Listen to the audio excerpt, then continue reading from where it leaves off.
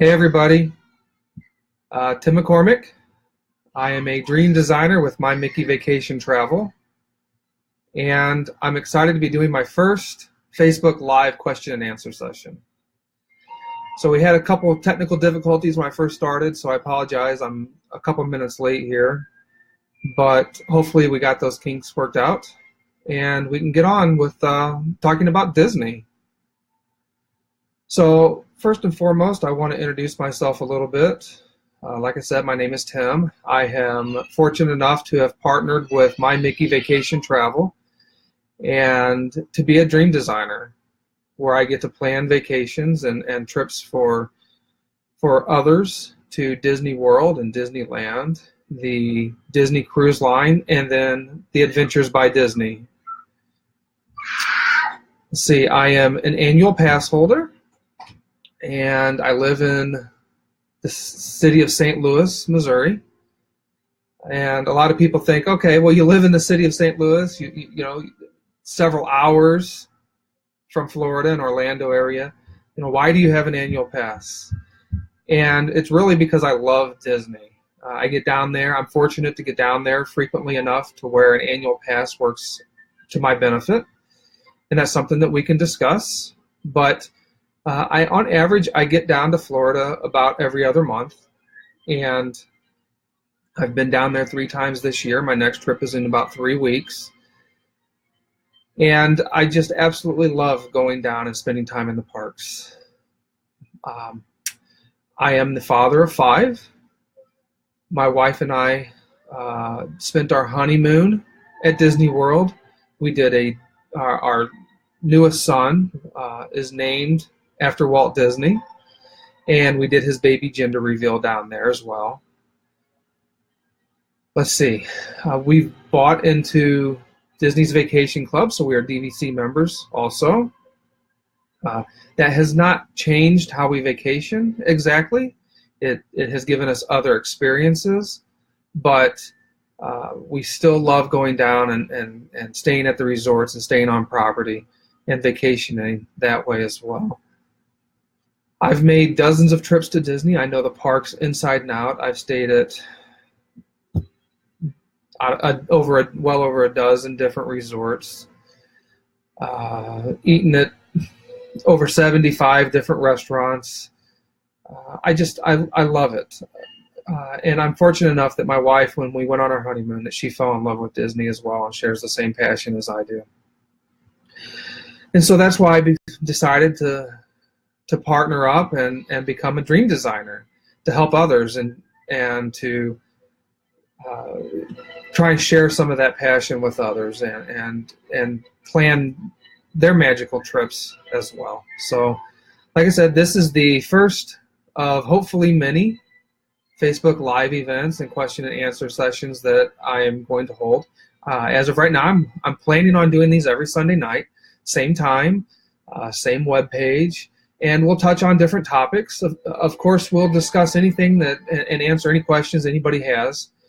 But you know, for now, as we get started, I do have some kind of in the bag questions, things that people generally think of and ask and are curious about when they first start thinking about you know, and wanting to go to Disney. So we'll start there. And again, if there are any questions, please feel free to reach out. Hi, Sarah. I see you're here. Looks like my wife has joined as well. Hey, guys. I'm sure the kids are watching. But so yeah, so like I said, I'm really excited to be doing this. And I more than anything, I want to be able to help people out and share my love and passion for Disney. So without further ado, we'll go ahead and get started. And, oh, hey, Preston. My brother-in-law has joined. Need to plan you a trip. You and Abby need to go down and celebrate her graduation. So, but anyways, so the biggest question most people have is, you know, when to go? You know, when should I go to Disney? And we'll talk specifically about Disney World tonight. I think that's where most people especially here from the Midwest, are, that is the most convenient for them to get down to. And so the question of when to go is a big one. And so really the answer to that is it depends. It depends on what type of experiences you want to have. Do you want to, is this trip going to be a family trip? Is it going to be a trip for some adults? Is it a graduation trip or a honeymoon? Those types of things have to be taken into consideration. But one of the things that Epcot does really well is they hold festivals. And there are different festivals throughout the year. And these festivals are, geared more towards the adults. And so if you're taking a big family and you're not interested in going to the Food and Wine Festival in the fall or the Flower and Garden Festival in the spring, you really may want to consider not going at those times. Epcot also does an art festival. They just started that this year, and it was a lot of fun. I was able to go to it. But that may not be something that you're interested in taking your young family to. There are other events. Mickey's Not So Scary Halloween event and party. The Mickey's Very Merry Christmas party. Those events are a lot of fun. They are held around Halloween and then, of course, Christmas. So if you want those types of experiences, I would suggest trying to plan your trip around then. There are other considerations as well, though. Do you want to take your children out of school? When is spring break? Summer break? Christmas break? All these kinds of things. And so it really depends on what type of schedule you're looking at. Disney offers different things throughout the year, and I'm sure that no matter when you want to go, when you want to plan, there will be something that you and your family will enjoy. I have gone to Disney a lot, and last year I had the opportunity for the first time to go to both the Not So Scary and the Very Merry Christmas party, and they were great, different experiences. And so if you have been multiple times and you're looking for something different, I would suggest going at that time of year. It's beautiful. It's magical. There's nothing quite like it. And I can't more highly recommend going at those times of year. So it was a lot of fun to be able to share my favorite holiday, which is Halloween, at the most magical place. So let's see. Sarah wants to know what the Matterhorn is. So it's a ride. You go and, it's a ride is really what it is. I've never been on it. I get sick on those kinds of things that go round and round. In fact, last time when I was down there last month, I forgot my pills and got sick on some of even the kiddie rides. So I really don't do those. But that's all it is. It's a ride. Let's see. Where should I stay if I go down to Disney? And a lot of times you'll hear people say, well, where should I stay? And they're talking about, should I stay on Disney property or should I stay off Disney property? Maybe they have a friend who has a timeshare or they have a timeshare. Maybe they found a really good deal at a resort that's down there. I've done it both ways. I would suggest always to stay on property, and there's many reasons why. The biggest reason is convenience. When you stay on Disney property, you get to use the Disney transportation. So if you fly into Orlando International Airport, you get to use the My Disney Express or the Disney Express.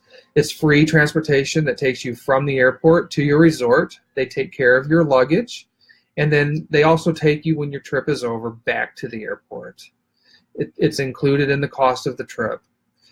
When you're on property, you also get to use the buses and the boats, and pretty soon a gondola system, which is going to be really cool.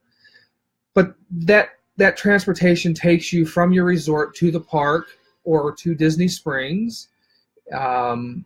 Of course, the monorail as well, if you're staying over in that area. but it's really convenient. You don't have to worry about getting in a car and driving over and parking or paying for parking. If you stay off property, you have to pay for parking, and the current price is $20 a day. If you want to drive your own car and you're staying on property, there is no cost. So you can drive to the park if that's more convenient for you. The other thing that you get are the magic bands. And I don't have a magic band down here, but a magic band, it looks like a watch and you can wear it. And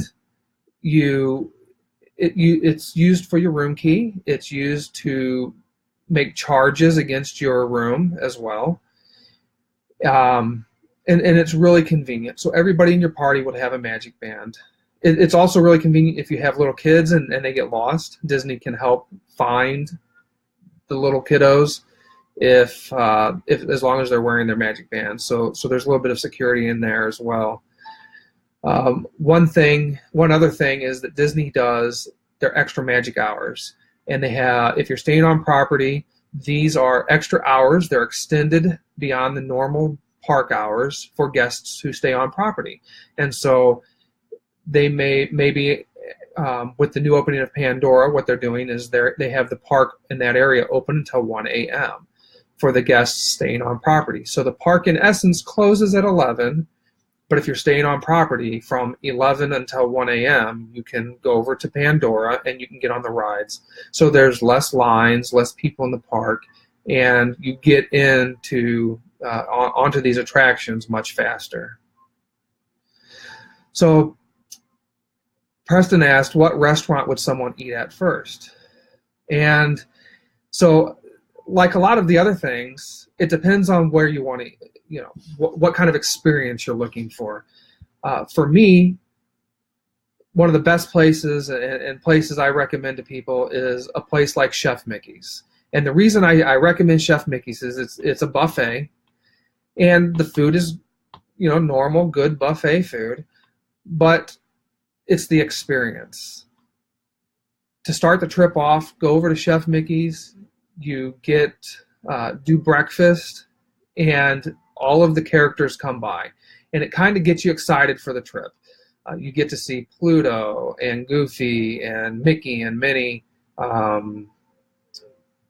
Donald Duck, but it starts adding to the excitement of the trip, and so it gives you the extra excitement of, hey, we're at Disney, and it's a lot of fun. One thing that you can do is, and I just happen to have these down here, but you can get Princess Jasmine and Aladdin, but you can get signatures and autographs. So, like, for instance, here's Mickey Mouse's autograph, and it says your pal, Mickey Mouse, and it adds to your trip. There's Mary Poppins. So anyways, I would suggest going to a place like Chef Mickey's to get your trip started off on that Disney foot. Now, if you're not really a huge fan of Disney and the Disney characters, there are other places that might fit better for you. But for me, especially with little ones, that's where I suggest to go. So let's see. Sarah, why does Goofy talk and have a job but Pluto barks? Well, so Pluto is Mickey Mouse's dog, and so he's a pet. He's not, he's a character, but he's not exactly, a person-like type of character. Yes, I know they're both dogs, but they have different purposes. So anyways, let's see. Keep talking about restaurants. There are well over 100 different places to eat in the Disney parks and on Disney property. There are restaurants that are considered table service. So that's where you have a waiter or waitress come and they serve you and you choose from a menu. There are places that are considered quick service. Those quick service places are more like a fast food type of thing, where you go up and you order at a kiosk. or at a counter where somebody, has a point of sale and they type in what your order is. Or some of them, Disney has now started doing it online through their app. You can go on and pre-order, and then when you get there or you're close, you say, I'm here, and then within just a couple of minutes, you walk up to a special window and you're able to pick up your food, and you pay straight through your app. So that's super convenient. I've used it several times and love it. But it's just more like a fast food type of thing. And when I say fast food, I don't want you to think just burgers and fries or hot dogs. One of the places that my son and I went to last month on his trip, they had full stack of ribs, and you could order barbecue brisket and things like that. So it's not just burger and fries, although you can go and get those things, or chicken fingers. They have such a wide variety. It's more of a quick in and out situation, as opposed to a table service where you're being waited on and you can plan for about 45 minutes to an hour. One other thing that Disney has is snacks, lots of snacks and kiosks set up where you can get drinks, and you can get Mickey ice cream bar sandwiches or popcorn and pretzels, and you name it, you can just about get it from anywhere. So where are the parades? So in the Magic Kingdom, the parades are typically up and down Main Street, USA. So you'll see that just before the parade times, people will start gathering around the castle and that promenade, and then all up and down Main Street. And so what you want to do is you want to get there a little early. But I want to say crowds, depending on what the parade is, the crowds start gathering about 30 to 45 minutes early for the parades. And it's just right up and down Main Street, and like I said, right in front of the castle. I'm not exactly sure where they come out. I know it's over there. By the Hall of Presidents and in that area. So that's where they typically start, and then they go all the way down, like I said, Main Street, and make a right there at the Emporium, and they head out by the fire station where the Sorcerers of the Mickey cards are, and that game is. So let's see. Let's talk some more about the restaurants. So the restaurants have, and specifically the table service restaurants. So the table service restaurants are in all of the parks, and they're also in a lot of the resorts and Disney Springs. So depending on what type of restaurant or experience you're looking for, that would dictate where you want to go and eat. So I was talking about Chef Mickey's earlier. Chef Mickey's is not in a park. That is actually at the Contemporary. And so you can go and not even be planning to go into a park for the day and just go into the Contemporary and have your meal. If you want to go see the same characters but at Animal Kingdom, you have to have a ticket to get into the park, and then you go to the Tusker House, which I absolutely love. And you can see the same characters over there. And they're dressed up in a safari outfit to fit the theme of the restaurant and the park. If you're not looking for a character experience, maybe you want to have a nice romantic meal, you can do a nice romantic meal at the Grand Floridian, which is a resort. You can go over to Epcot and the World Showcase. One of our favorite places to go is Via Napoli. That's a pizzeria, and it's authentic Italian pizza. It's all cooked in a brick oven, and it's fantastic, and the wait staff is great. So it really just depends on what type of experience you're looking for, and who's in your party. There are a lot of younger couples who don't want to go do a dinner or a breakfast with Mickey Mouse, and that's okay. There are other places that you can go. The table service places are also all over. Most of the resorts, except for the deluxe resorts, have quick service locations. We frequent the Pop Century. I've stayed there a couple of times this year so far. They have a food court, and in that food court there are multiple stations where you can go get food. So you can go get Italian pizza if you want. There's a place you can get some fried chicken or meatloaf with some mashed potatoes and green beans. But then there are also the things like regular pizza or flatbed pizza, and there is chicken fingers and fries and burgers and stuff. And so you can get that stuff, really all over the place. So let's see, we have some more questions.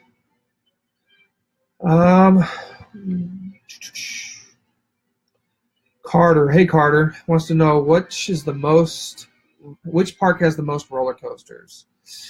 I would say that's probably the Magic Kingdom. The Magic Kingdom has the Seven Dwarfs Mine Train. They have Space Mountain. They have, my mind went blank on the other one. The other mountain. There are multiple mountains over there in the Magic Kingdom. But I want to say all said there that there's 3 in the Magic Kingdom parks. Now there's the Rockin' Coaster, Aerosmith's Rockin' Coaster is over at Hollywood Studios. I love that coaster. I have a great story about that with Miles, my 7-year-old, if anybody is ever curious about it. But there's that one over there. At Animal Kingdom Lodge, or I'm sorry, not the Lodge, but Animal Kingdom Park, there is Mount Everest, which is amazing as well. Epcot doesn't have any coasters. They do have the Test Track, which is the fastest attraction on all of Disney's properties, but you're sitting in a car, basically. It's very similar to it, but, well, I take that back. They do have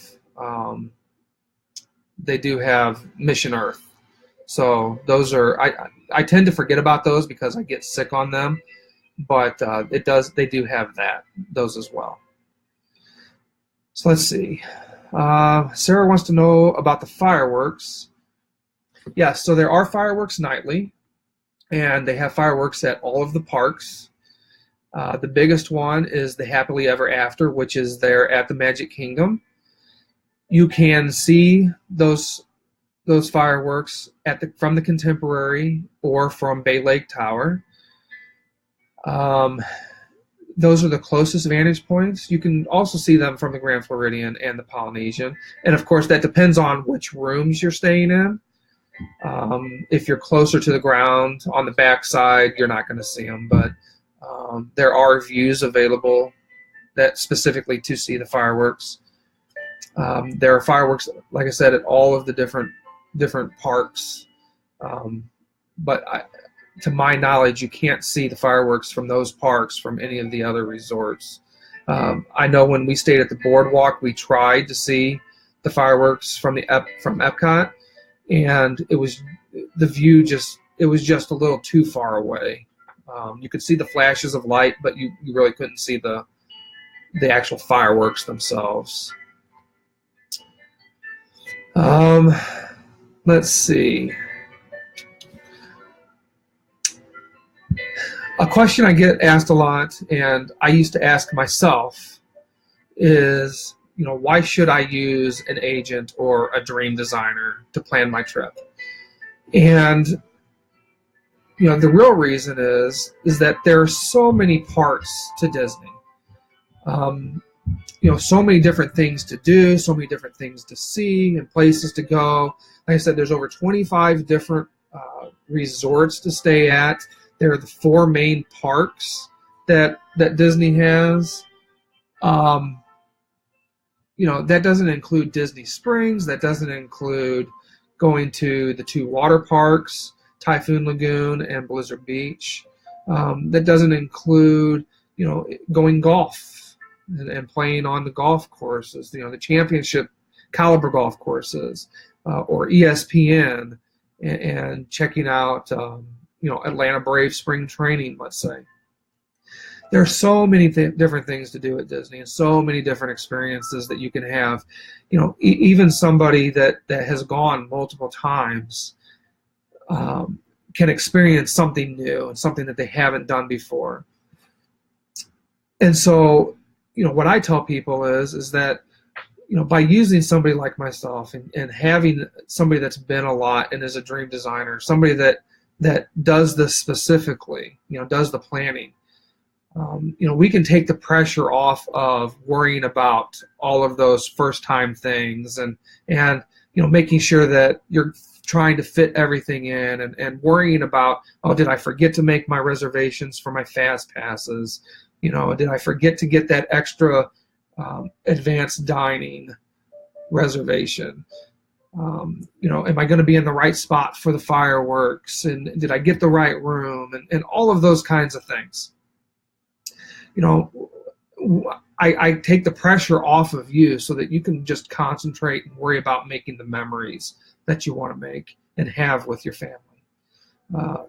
Last year, I had the chance to be there in October, and I saw an elderly couple walking backwards from the train station into the park and over to where I was standing at the confluence of Main Street and Town Square. And I thought it was weird. I was taking lots of pictures, trying to get all the Disney Halloween decorations and stuff for the blog. And but I noticed them because people were getting out of their way and they were kind of making a ruckus. And they came right over to about where I was standing, and they turned on a dime. And the husband looked at his wife. He said, "Are you ready?" And she nodded her head. And then they turned and they looked at the castle together for the first time, and they just had tears coming down their face and such joy. And it's creating those types of memories that is why I do what I do and what I want to help people do. And so if you're busy worrying about, okay, am I, do I have the right dining reservation, and not only do I have the right reservation, but do I even have tickets to get into that park for that day, or am I going to be someplace else? You don't have to worry about that type of thing. Everything is planned for you, and really all you have to worry about is making sure you're there. And like I said, I absolutely love doing this. I would not be doing it if I didn't. If I didn't really want to share that passion. My wife and I did a baby gender reveal down there last year at the same time in October, and it was amazing. The response that the different cast members, the employees had, and the way they helped us out, and the way they went the extra mile to make sure that was an experience that not only we would remember, but down the line when our son, little baby Walter, when he's old enough, something that he can take pride in and something that he can share. He's named after Walt Disney, and so there's that connection.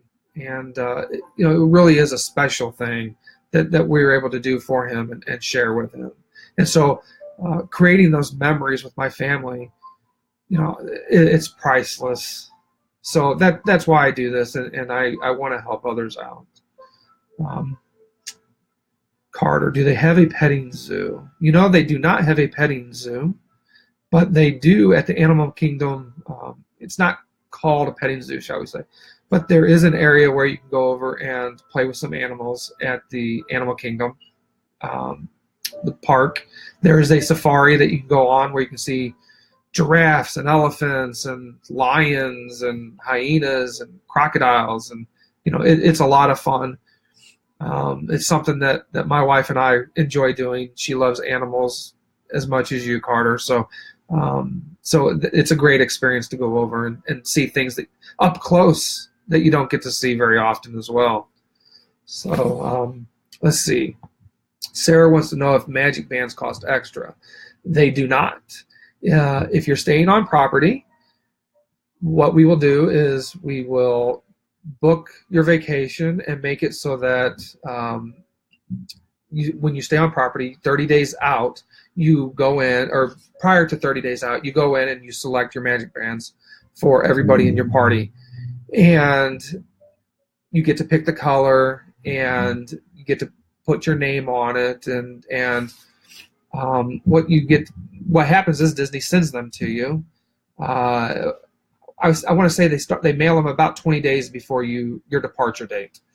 And you usually get them in about a week, depending on where you live, and they're included. So Disney does sell extra ones, special limited edition, or ride specific. One thing that when I was with Miles, he wanted one that was a Star Wars magic band, and so I got him a Star Wars magic band. There was one time that I wanted that was for Disney World's 45th anniversary, and so I got it. And that one, it's cool when you scan your magic band. It does different colors, and it plays a little music, and it's like a little wish upon a star kind of thing, which is hard to hear because it's loud in the parks. But no, those magic bands are included with your package deal. So. Let's see. Let's talk some more about some of the resorts. There are different levels of resorts to stay at.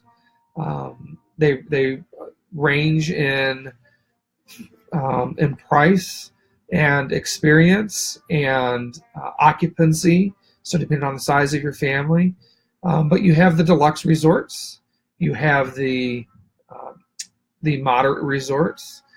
And you have the value resorts, and then there's what's called deluxe villas. And deluxe villas are resorts that are for larger families, larger parties. Maybe you have a family of 6 or 7.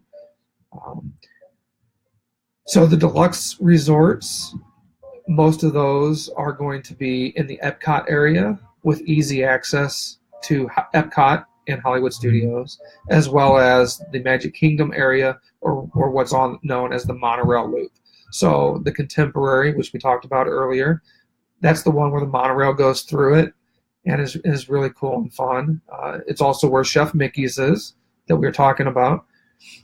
That's a deluxe resort. You have the Polynesian, and then the Grand Floridian is all over there also.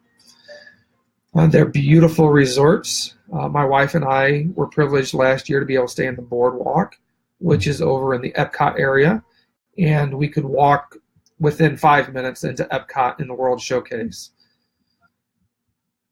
Let's see. The moderate resorts are going to be places like Coronado, Caribbean Beach, Fort Wilderness. Let's see. They are beautiful resorts.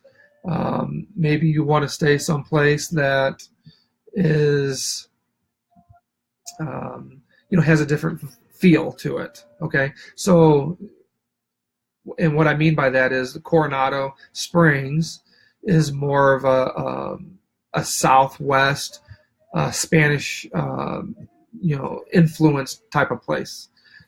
Caribbean Beach is more Caribbean. They have rooms that are pirate rooms with pirate beds, and I've stayed there, and those are a lot of fun.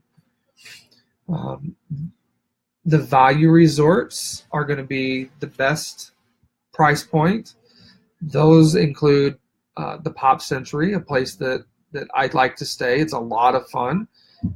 And then your all-star resorts, your all-star sports, your all-star music, and your all-star music.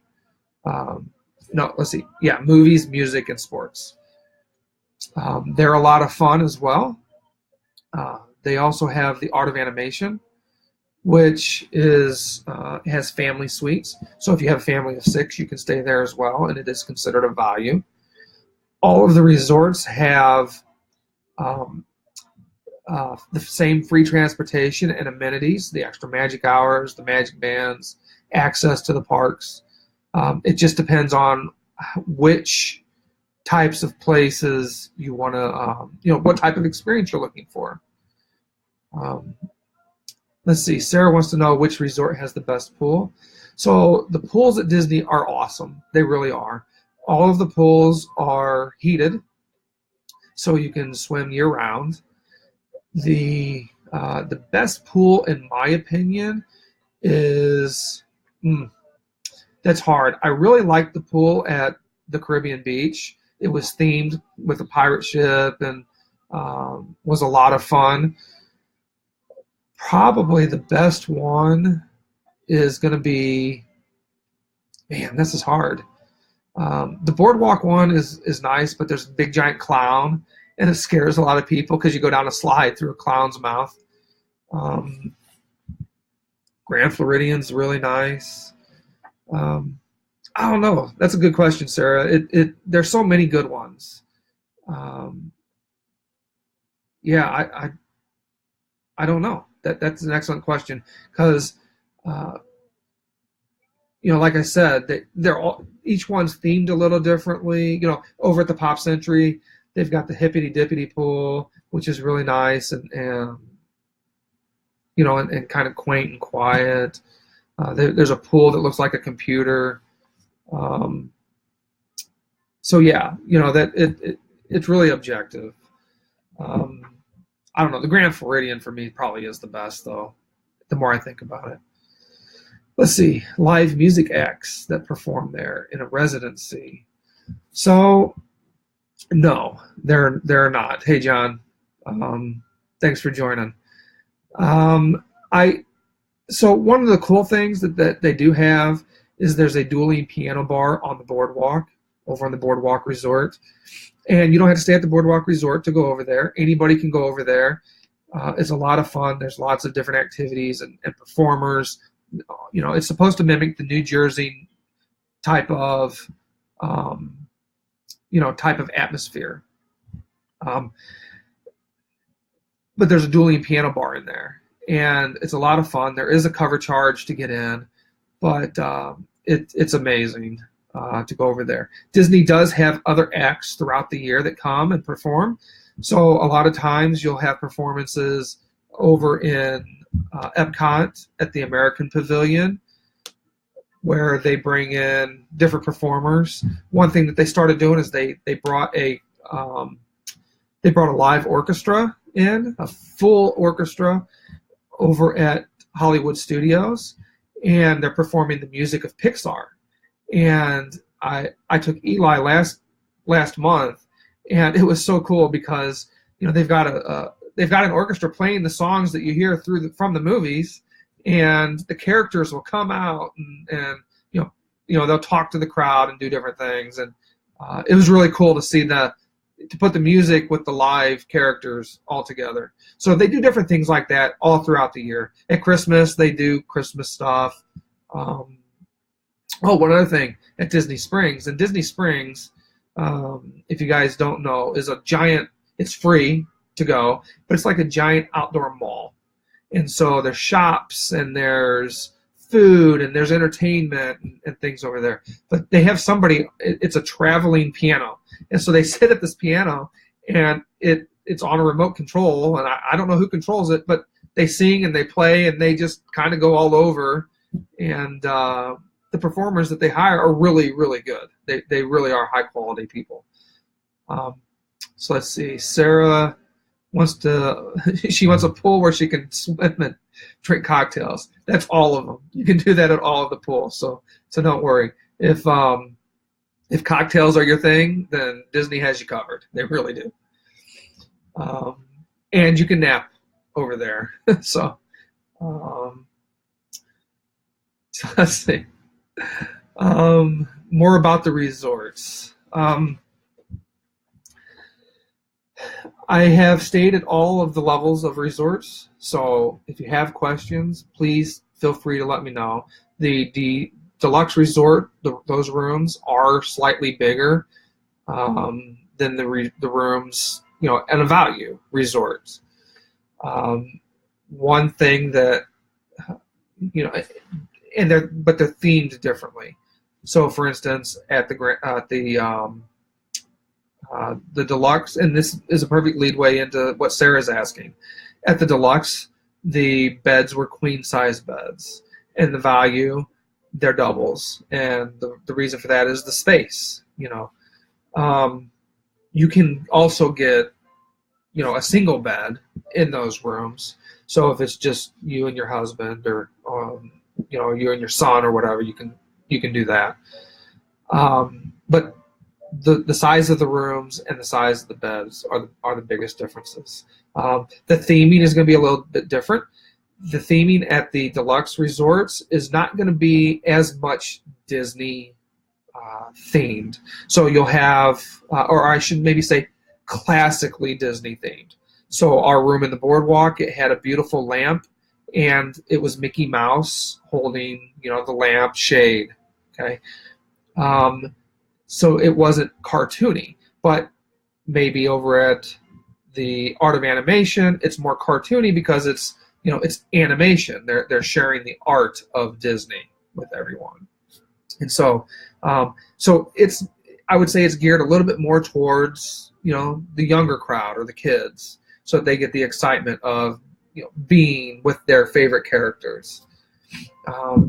Not to say that somebody like myself or you may not enjoy that, because I certainly do, but it really just depends.